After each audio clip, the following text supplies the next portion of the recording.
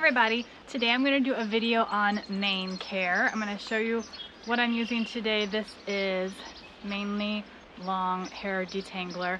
I'm not an advocate of one particular product, and this is not a video about products. I will hopefully get to doing something like that in the future, but I'm going to use maybe a quarter size amount. And then you can see my horse's mane over here is really long, and I'm not going to tell you that I did anything to do that. That is genetics, and your horse is just like people. Certain people have the genetics for their hair to grow really long, and other people, their hair grows a certain length and then their body sheds it. So I'm just here to give you some tips on how to optimize what your horse already has. So I'm working this detangler in, and you can see it's really tangled up down here at the bottom. He had a hood on. That's one thing that I do to help protect his mane when it's muddy out, is I put one of those kind of like a spandex type hood on him, and that helps keep him from getting a lot of mud in his mane, because this horse will do anything he can to destroy his mane. He literally had like a 4-foot tree branch in his mane one morning. Okay, and then this is my big tip. The only kind of brush I will use on my horse's manes and tails is one like this, where the bristles are real soft, and this is a human brush. And I have looked everywhere. I was just at horse fair, and I looked everywhere for a brush like this, and they didn't have it. So it's on my to-do list to go to Walmart and get a couple more of these, because this is my last one. But then the plague hit, so I'm just gonna survive with this one hairbrush. So his mane is really thin, and this part was not very tangly, so I kind of started at the top.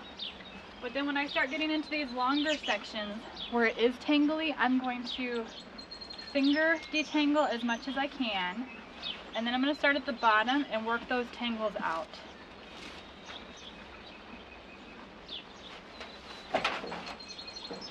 What I usually do then is I will braid his mane, and his mane, since it's not very thick, I do a running braid instead of the individual braids where you just braid down and have like 10 braids down his neck. His mane is really thin and it's really long, and when he shakes his head, then it really whips those around. And every time you put an elastic on the end of their hair, it's going to potentially cause damage. So when you have all those individual braids, you have 9, 10, 12 elastics at the end of their mane. So when you do a running braid, you just have one elastic at the very end. And I try to mix that up. And when I rebraid, I try to make different sections, so you're putting less stress on the same spot repeatedly.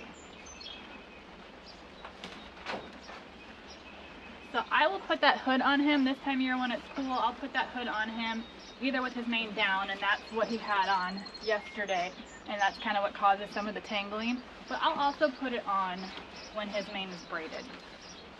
When you braid their mane, ideally you want to rebraid it every couple days, like every 2 or 3 days. You want to take it out, resection it so you have different sections, and then braid it again. I've tried the taping the ends, and I don't like it, but that is one suggestion for helping protect, so you're increasing the surface area and not putting so much tension in one spot with the elastic. I have a video on how to do that running braid, and I will put that in the comments below. I'm going to go ahead and brush out the rest of this mane. You can kind of see what I've been doing here, working on this tangle from the very bottom. I'm going to pause this for a minute, and then we'll come back when I get it all brushed out. Okay, so I have his mane all brushed out, and I'm going to show you a little tip then for making it look like it has more volume. This is good to do when you want to do pictures. And then also braiding it will give it some wave, and that will help it look like it has more volume. But I haven't had his mane braided for a couple days, because while braiding is helpful, it causes its own damage. So since he's been wearing his hood, it's been unbraided. So now I brush it on the wrong side, and that will help create some volume at the roots.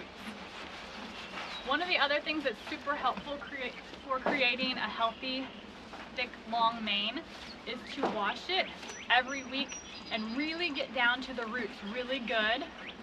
Really stimulate that with your fingertips, break up the dirt and the oil, and then make sure you rinse it really well and then deep condition it. So this time of year, I don't wash his mane every week, but in the summertime when he's sweating, I definitely wash it every week. Right now, I'd say I'm pretty lucky if I get it washed once a month in the colder weather. And using warm water will really help to lift that dirt and oil. Like right now, the base of his mane is really grimy. He's due for a wash.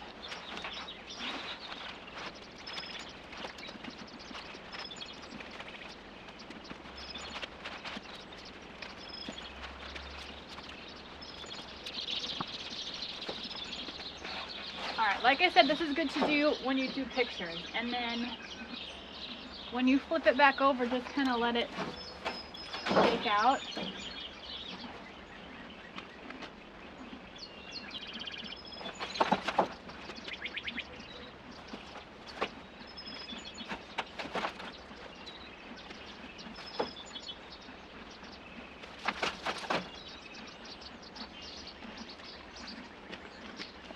And do you see how much thicker that makes it look?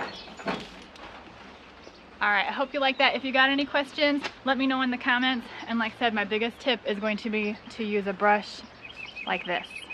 Thanks for watching.